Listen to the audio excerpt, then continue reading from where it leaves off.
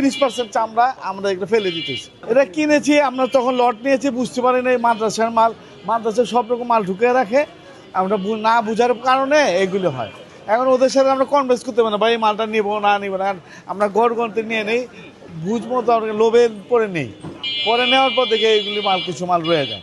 দেখা 30% চামড়া আমরা এগুলো ফেলে দিতেছি, নষ্ট চামড়াগুলো। 72 ঘন্টা ময়েশ্চার লক সমৃদ্ধ লিলি বডি ওয়াশ, শিয়া বাটারের গুডনেস স্কিন রিপেয়ার করে রাখে সফট ও গ্লোয়িং। না, আমাদের লস হবে কেন?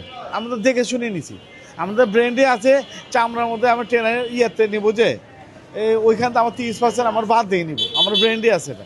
তোমরা দেয় না দেখে আমরা ওটা অ্যাভারেজ পয়সা করে নিয়ে আসি, ওটা পরে ফেলে দিই। জায়গার অনেক বড় সংকট, জায়গার সংকটের কারণে আমরা চামড়া পর্যাপ্ত মানে নিতে পারি না এবং লবণ লাগাতে পারি না। যদি গভর্নমেন্ট, যদি আমাদের সরকার যদি আমাদের এটা ব্যবস্থা করে দেয় তাহলে আমাদের বহুত উপকৃত হতো। কিন্তু আরেকটা জিনিস, সরকার তো এগুলো সবই দেয়, যেরকম আমাদের ট্রেনারে দিয়েছে, কিন্তু ট্রেনারে কিন্তু আমাদের ওয়াটার ট্রিটমেন্ট প্ল্যান্টটা যেটা এখনও বাস্তবায়ন করে না, দোষ কিন্তু ট্রেনারি মালিকদের না, দোষ হলো সরকারের। সরকার ওটা ট্রেন না দেওয়ার কারণে আমরা এখন ভুক্তভোগী, চামড়ার প্রকৃত দাম আমরা পাচ্ছি না।